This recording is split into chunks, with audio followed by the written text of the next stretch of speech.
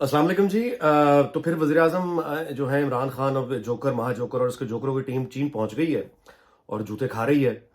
और हुआ ये है कि एक तो ब्लूमबर्ग की खबर है जिसमें उन्होंने बताया कि चीनियों ने बहुत सख्ती से ने कहा हुआ था कि इमरान खान और उसके साथी जोकर जितने भी हैं, इनको कहा हुआ था कि जोकरो ये तुमने ये किट, ये जो है ना कोविड का टेस्ट, ये तुमने हर रोज़ करना है, 4 दिन तक करना है। और किसी का भी अगर कोविड पॉजिटिव आ गया तो सारा ट्रिप कैंसिल। पहले तो इनको ये सख्ती से कहा हुआ था। और उसके बाद जब ये वहां जाके लैंड हुए, जो उन्होंने कंप्लाई किया अपने मुल्क में, देखा ना कैसे ये मास्क उतार के फिरता है और इसके जोकर सारे बड़े बहादुर बन के। अब आप देखें जैसे वो यानी आप मिसाल देनी अच्छी तो नहीं लगती, लेकिन आप जानते हैं कि वो जानवर जिसके मुंह पे एक वो बांधा जाता है ना कि ये मुंह ना खोले, उस यानी वो जिस तरह से वो मालिक बांध के रखता है अपने जानवर को, उस तरह से जो ऑफिशियल्स हैं इमरान खान का उसकी टीम के साथ, उस तरह से वो इसके मुंह से अब उतर नहीं दे रहे मास्क। ना ये उतार रहा है, ना इसका कोई जोकर साथी उतार रहा है। इसे कहते हैं डिसिप्लिन। लैंड हुए जी वहां जाके। बहरहाल इनको जो लेने के लिए आया हुआ था चीनी, उनके नायब वजीर खारजा का भी नायब, वजीर खारजा उसका नायब, उसका भी नायब, वो इनको लेने के लिए गया हुआ था जोकरों को। और उसके बाद ये गए जी अपना हंसते खेलते। भिखारी ज़ाहिर है, उनको मालूम ही होता है कि उन्होंने जो खबरें, आप जो पिक्चर्स और वीडियोस आ रही हैं आप उनमें देख लें कि पहले उन्होंने एक इंतहाई वो यानी उनके बहुत बड़े बड़े वो दिखाते, चीन एक उभरती हुई पावर है, वो अपना इंफ्रास्ट्रक्चर दिखाते हैं, दुनिया को दिखाते हैं क्योंकि है उनके पास, वो दिखाते हैं। लेकिन इनको बड़ी बिल्डिंग, बड़े हॉल देखते हैं ना, इनको उन्होंने बिठाया हुआ है छोटे से एक, यूं कहिए कि छोटा सा कमरा है जहां ये सारे जोकर बैठे हैं। सबने मास्क लगाया हुआ है। और उसके बाद जो एक पॉलिसी स्टेटमेंट है वो भी इसने पढ़ के सुनाया है इमरान खान ने। इतना बड़ा पेपर सामने रख के ये मजाक उड़ाते थे ना कि नवाज शरीफ चिट्ठे पढ़ता है, हमारी बेइज्जती हो गई वाशिंगटन में, नवाज शरीफ ने चिट्ठे पढ़ी, हमारा हीरो तो इंग्लिश बोलता है, ऐसी इंग्लिश बोलता है, बड़े बड़ों की जबानें बंद करा देता है। बोल ली इंग्लिश आज उसने, अब तसल्ली हो गई। इस मतलब है इसको पाकिस्तान से भेजा गया था सख्ती के साथ कि तुमने कुछ नहीं बोलना, तुम मुंह खोलते हो हमारा बेड़ा गर्क हो जाता है पाकिस्तान का। मुंह नहीं खोलना। ये लिखी हुई स्टेटमेंट इसको साथ देकर भेजा और साथ में 2 बंदे भेजे, नजर रखना इस पे कि ये इसके अलावा, और वही किया उसने। आज वो सारा देख के पढ़ के बोला। तो अब मजे आ गए। अब किसी को शर्म आ रही है कि नवाज शरीफ चिट्ठे देख के पढ़ता था, हमारी बड़ी बेइज्जती होती थी, हीरो इंग्लिश बोलता है जाके। उसके नतीजे देख लिए हीरो ने, जब इंग्लिश बोली है बगैर सोचे समझे, उसके नतीजे क्या निकले हैं पाकिस्तान के लिए। अब मजे आ रहे हैं, सुकून आ गया, ठंड पड़ गई। अब वो बैठा पढ़ रहा है ऐनक लगा के। अब क्या जरूरत पेश आ गई, हीरो से कहना था कि बोलता है इंग्लिश। अच्छा, उसके बाद उन्होंने ऑफिशियल्स के साथ जो मीटिंग की है, वो मीटिंग दिखा दी है, वो मीटिंग उन्होंने ऑनलाइन की है, मिले ही नहीं। यानी एक जगह पे बैठ के सामने जो फुटेज आई है, सामने वो बैठे बातें कर रहे हैं और ये बैठे ऑनलाइन, जूम पर मीटिंग हो रही है। जूम पर ही मीटिंग करनी थी, यहां से बैठ के कर लेते हैं। जूम पर मीटिंग हुई, अभी तक की खबरें ये हैं, कल क्या हो मुझे नहीं पता। उसके बाद जो उनकी फुटेज आई है वो ये पवेलियन में बिल्कुल साइड किसी कॉर्नर पे भिखारी जहां बैठे होते हैं वहां इनको बिठाया हुआ है जोकरों के साथ, और बैठे हुए मास्क लगा के देख रहे हैं यूं करके, और अपनी तस्वीरें खुद ही सोशल मीडिया पर वो चौधरी फवाद वो ट्वीट किए चला जा रहा है कि ये देखें जनाब हमारी बड़ी इज्जत है, देखें जी हम ओलंपिक। यार ये मतलब है।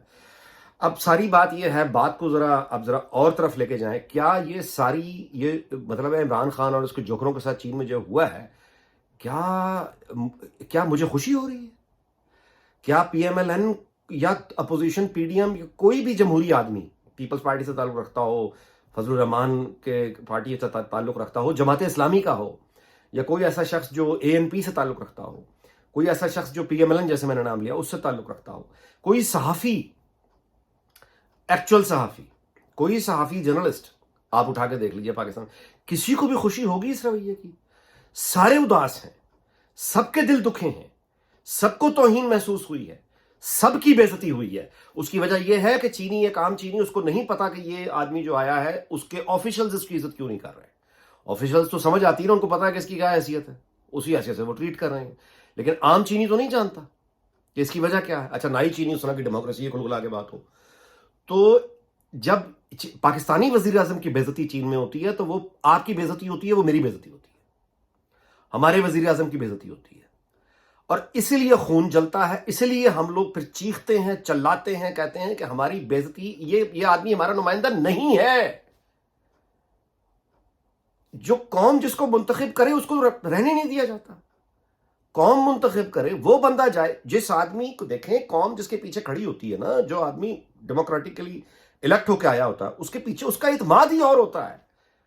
پھر وہ انگلش بولے, وہ فارسی بولے, وہ جاپانی بولے, وہ رشین, وہ کچھ بولے, پھر وہ زبان کون سی بول رہا ہے یہ نہیں دیکھی جاتی, وہ کیا کہہ رہا ہے یہ سنا جاتا ہے. ٹرانسلیٹرز رکھے جاتے ہیں کیونکہ اس کے پیچھے اس کی قوم ہے, اور اگر پیچھے اکانومی کی طاقت ہو تو عزت ہے. میری بات سمجھ رہے؟ تو یہ بیسیکلی ہماری بےعزتی جو جگہ جگہ ہوتی ہے, چوک میں ہم ذلیل ہوتے ہیں, یہ مجھے نہیں سمجھ آتی کہ سزا یہ پاکستان ہمیں کیوں ملتی ہے. یعنی یہ وہ جرم ہی نہیں ہے جو میں نے کیا ہے. اگر آپ پاکستان کے عام آدمی سے پوچھیں گے تو اس نے تو یہ جرم نہیں کیا عمران خان والا, لیکن سزا اس کو مل رہی ہے, بےعزتی اس کی ہو رہی ہے, توہین اس کی ہو رہی ہے. اس لیے یہ جو ہوتے ہیں تماشے جوکر, مطلب یہ دیوتا اور مسیحا جن کا انتظار کیا جاتا ہے, وہ اندر سے یہ ہوتے ہیں, کیونکہ مسیحا نہیں آتے. مسیحاؤں کا وقت ختم ہو چکا ہے. یہ انسانوں کا دور ہے, اور انسانوں کو چیکس اینڈ بیلنسز کے ایک سسٹم کی ضرورت ہوتی ہے. انسانوں کو کمپٹیشن کی ضرورت ہوتی ہے. انسانوں کو میرٹ کوالیفائی, یعنی جو لڑکے اپنی ایبلٹی پر آگے آتا ہے اس کی عزت ہوتی ہے.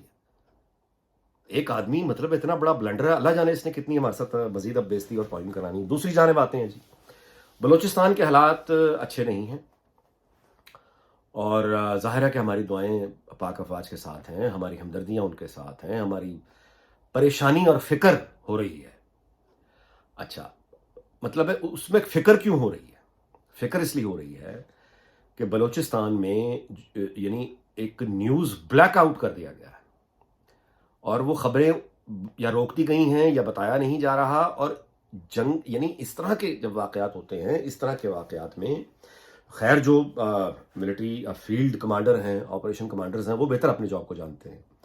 تو ظاہر ہے کہ وہاں تو ہماری نہ ایکسپرٹیز ہے, نہ ہمیں معلومات ہیں ہم کو بات کریں. لیکن اتنی بات ضرور کر سکتے ہیں کہ جب اس طرح کی صورتحال آ جائے, بدامنی آ جائے, شورش آ جائے, دہشت گرد کو کے حملے آ جائیں, تو ان حملوں کے بعد پھر خاموش رہنے والی جو پالیسی ہے, اس سے افواہیں جنم لیتی ہیں, کیونکہ دھند آ جاتی ہے. اب ایک بلیک آؤٹ ہے بلوچستان میں, حملوں کی خبریں آ رہی ہیں, چمن میں حملہ, تربت پہ حملہ, فلاں جگہ حملہ, فلاں جگہ حملہ. اچھا, پھر خبر آتی ہے آپریشن کلیئر ہو گیا, پھر خبر آتی ہے نہیں کہیں اور اٹیک ہو گیا. اب پھر خبر آتی ہے کہ مطلب ہے کہ یہ نمبر ہے, پھر خبر آتی ہے کہ نہیں اتنے نمبر ہیں. اچھا, اب چونکہ آفیشیل پوزیشن پاکستان کی سامنے نہیں آ رہی, میڈیا ہاؤسز کو چپ کرایا ہوا ہے. نتیجہ اس کا یہ ہے کہ بی ایل اے اور جو سارے ٹیررسٹ ہیں ان کی خبروں پہ تو بین نہیں ہے, وہ سوشل میڈیا پہ ایک افواہ ساز فیکٹری لگی ہوئی ہے. اب وہ یعنی ایسی خبریں آ رہی ہیں بالکل ہی جس کا نہ کو سارا نہ کو پیر ہے. اور جتنے سنجیدہ لوگ ہیں مطلب وہ یہی کہہ رہے ہیں نا, اپنی بات نہیں, سنجیدہ جو اسلام آباد میں بیٹھے ہوئے لوگ ہیں, جرنلسٹ ہیں, پنڈی میں بیٹھے ہیں, کراچی میں بیٹھے ہیں, لاہور میں بیٹھے ہیں, پشاور میں بیٹھے ہیں, کوئٹہ میں بیٹھے ہیں, وہ یہی کہہ رہے ہیں کہ دیکھیے کوئی بریفنگ کا انتظام کیجئے.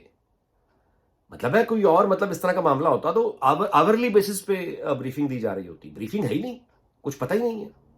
تو جب بریف ہی نہیں کر رہے ہیں آپ کہ ہماری پوزیشن کیا ہے, مطلب ہے یہ کانٹینٹ کیا ہے آپ کے پاس کہنے کے لیے, یہ بات کی بات ہے, لیکن بریف تو کریں. آفیشیل بریفنگ بہت ضروری ہے, اگر نہیں ہوگی تو افواہیں جنم لیں گی, دھند آئے گی, اور دھند جب آتی ہے تو پھر تو نظر ہی کچھ نہیں آتا, پھر ہر کوئی اپنے اندازے لگاتا ہے, اور پھر اس جھوٹ کو کریڈیبلٹی ملنا شروع ہو جاتی ہے. مثال کے طور پہ ایک آدمی ایک یعنی ایکس نمبر, کوئی نمبر, ایک ایگزیجریٹڈ نمبر بتا دیتا ہے. مثال کے طور پہ بی ایل اے والے جو ہیں وہ ایک نمبر دے رہے ہیں نا, اتنے نمبر کیجولٹیز ہوئی ہیں, اتنے نمبر, وہ کچھ دعوے کر رہے ہیں, اس کا جواب بھی نہیں ہے. تو جب جواب ہی نہیں ہے, مکمل ایک وہ بند کیا ہوا ہے, تو یہ کوئی طریقہ نہیں ہے میرے بھائی. اور دوسری بات یہ ہے کہ یہ جو مطلب اتنے بڑے اور ہیوی لیول پہ یعنی جو خبریں آ رہی ہیں, البتہ ریٹائرڈ آفیسرز ہیں کچھ ایسے ہیں جو اپنے اپڈیٹ بھی کر رہے ہیں, مقابلہ بھی کر رہے ہیں سوشل میڈیا پہ, لیکن اس طرح کے لوگ مطلب اپنی انڈیویجول ایفرٹ کر رہے ہیں نا. انڈیویجول ایفرٹ سے کیا ہوتا ہے, مطلب میں آپ کو بھی ٹویٹر میں ڈھونڈ رہا تھا, میں پڑھ رہا تھا, ابھی ایک میجر صاحب ہے ریٹائرڈ عادل راجہ, وہ جو ہے انہوں نے ایک اپڈیٹ دیا ہے کہ بی ایل اے جو ہے یہ فیک نیوز کیلکولیٹ کر رہی ہے, اور پنجگور میں جو ہے سچویشن انڈر کنٹرول ہے الحمدللہ after extensive engagement by Cobra helis and launch of ATGMs. Cobra team and X8 CDO پہ ٹیکنیکل ٹرمز ہیں, himself made successful entry. بعد میں یہ کہتے ہیں ایریا کلیئر ہوا ہے, they have recently killed 2 terrorists, total kill 8 and have secured 2. یہ میں آپ کو تھریڈ مطلب انہوں نے اپڈیٹ کیا. اچھا, یہ اپڈیٹ ہمیں آفیشیل ملنے چاہیے کیونکہ یہ بھی ریٹائرڈ میجر ہیں.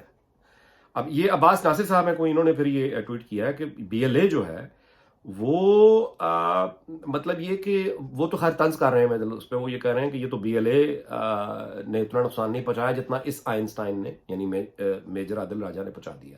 اب یہ عباس ناصر کہہ رہے ہیں ان کے نزدیک given us a scale of ops and action we were taking BLA claims with a pinch of salt. He seems to suggest attack helicopters, commandos deployed and fighting continue. مطلب عباس ناصر یہ کہہ رہے ہیں کہ بی ایل اے جو ہے وہ تو یہ دعوے کر رہی تھی کہ اتنا مطلب کیجولٹیز ہو گئی، اتنے مار دیا، یہ کر دیا، وہ کر دیا. اور یہ جو میجر عدیل راجہ کو عباس ناصر یہ کہہ رہے ہیں کہ آپ نے یہ کلیئر کیا ہے کہ بی ایل اے جو ابھی تک کہہ رہی تھی وہ تو ہم سنجیدگی سے نہیں لے رہے تھے، لیکن آپ نے یہ کہا ہے کہ ہیلی کاپٹرز، کمانڈوز، یہ وہ اس سے مزید جو ہے وہ یعنی نقصان پہنچا ان کے نزدیک. لیکن بہرحال یہ ان کا خیال ہے، یعنی کس کا خیال ہے؟ عباس ناصر کا خیال ہے. میں اس طرح نہیں سمجھ رہا، نہ میں میجر عدیل راجہ ریٹائرڈ کو اس وقت غلط کہہ رہا ہوں، نہ اس کو غلط کہہ رہا ہوں. میں صرف یہ دو مثالیں، میں کسی کو سے غلط نہیں کر رہا، میں یہ دو مثالیں سوشل میڈیا کی دکھا کر بتانے کی کوشش کر رہا ہوں کہ آفیشیل بریفنگ کا انتظام کریں اور یہ پنڈی میں نہ کریں، کوئٹہ میں کریں. مطلب اس میں ڈر کس چیز کا ہے؟ کوئٹہ میں کریں، مطلب اس کے آس پاس کہیں سے آفیشیل بریف کا کوئی انتظام کریں. آخری خبر آپ کو بتاتا چلوں کہ چکوال سے بھی خبر آئی ہے، مقامی مسجد میں کمسن بچے پہ توہین رسالت کا الزام لگا ہے اور اس کو چھریوں سے مار کے زخمی کیا. بچنے کی اس کی امید بہت کم ہے. 17 سال اس بچے کی عمر تھی. یہ مجاہد، اس کا نام مجاہد تھا. 17 سالہ مجاہد نماز جمعہ کی ادائیگی کے بعد جو ہی مسجد کے داخلی دروازے پہ پہنچا تو ملزم مہتاب نے 17 سالہ بچے پر چھری سے حملہ کیا اور اس پہ الزام یہ لگایا کہ توہین رسالت ہے. بچہ جو ہے اس وقت ہاسپٹل میں ہے اور اہل علاقے کے مطابق یہ جو کمسن مجاہد ہے اس کا ذہنی توازن ٹھیک نہیں ہے. یہ بچہ اسپیشل چائلڈ تھا اور اس پہ توہین کا الزام لگا کے بلاسفمی اس کو مار دیا چھریوں سے. یہ جب اوپر والے یہ کھیل کھیل رہے ہوں نا، پاور پیسہ تو نیچے یہ ہو رہا ہوتا ہے. تو اللہ کرے کہ پاکستان میں کبھی واقعی جمہوریت آئے اور پھر پاکستان، اللہ تعالیٰ پاکستان کو شاد اور آباد رکھے. ہم دیکھیں، اپنی آنکھوں سے دیکھیں. اپنا خیال رکھیے. اللہ حافظ.